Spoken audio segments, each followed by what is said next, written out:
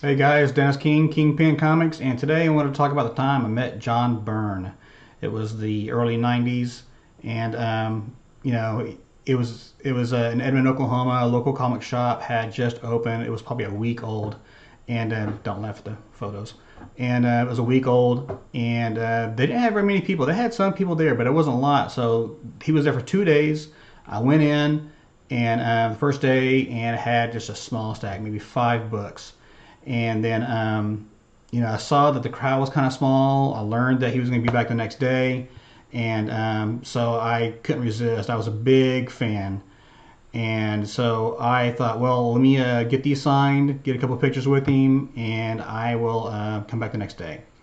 Went home, went through my collection, got a stack of books, and went back the next day. So what I'm going to show you today is my John Byrne signature collection. I'm very proud of this. Really happy I got them, but I'm also kind of guilty because I wore the guy out with a stack of books. But he didn't complain. He didn't sneer. He didn't say no. He was happy to sign them because, for one thing, he was there almost alone. There was like literally no crowd the second day. So I dropped those books off, and he happily signed them. He had no problem with me. He talked to me a little bit, and so what I'm going to show you now is some of the books that I got signed, and I consider it the mother lode. So let's start off with Action Comics number 600. Yeah, he signed down there at the bottom of the base of the Superman statue, right there. Pretty sweet. So I'm going to try to run through this quick so this video is short. So I'm going to go through kind of police side. Man of Steel had come out, and this I consider as the Bible for Superman. This is where I think he came up with the sun gives him his energy and the radiation and all that good stuff. So the yellow sun's powers Superman. So I had him sign that. 2 down there at the bottom. 3, I asked him to sign that to me. And 4, asked him to sign it to me. 5, asked him to sign to my son Cody. 6, asked him to sign also for my son Cody.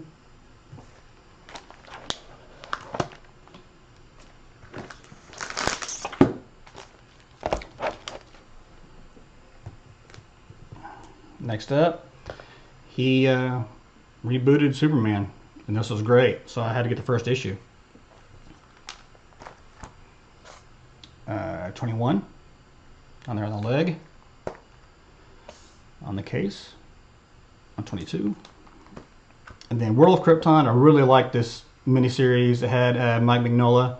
That was just great art. It was a good story. I had to get him to sign that too. So they're at the top. Number 2. Let me show this again. If you didn't see it, he signed right there on the shoulder. Sometimes his signature blends in, so you gotta really look for it. Issue 3. Issue 4 across the chest. So that was a lot, and that was my DC.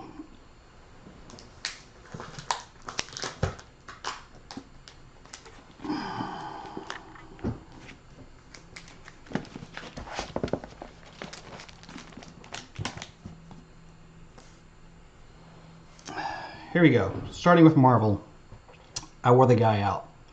Fantastic Four 286. This is where Jean Grey had just been pulled out from the bottom of the river in Avengers. She was saved.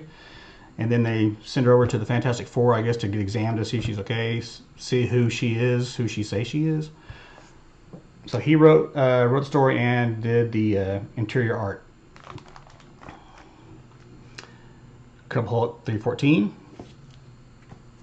315, 317. Oh, I'm sorry. 316. Okay, then finish off with 317, 318, 319. Yep, that was it.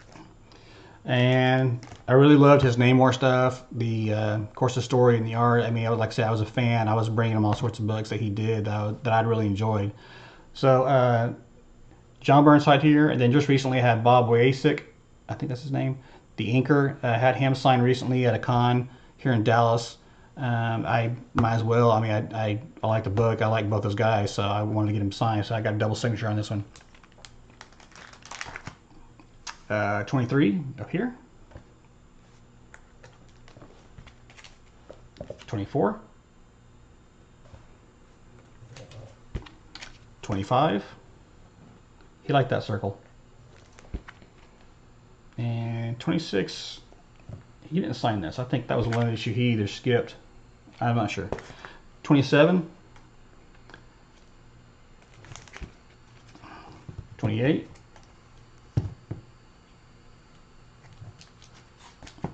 29. Great cover. Not his work. 30.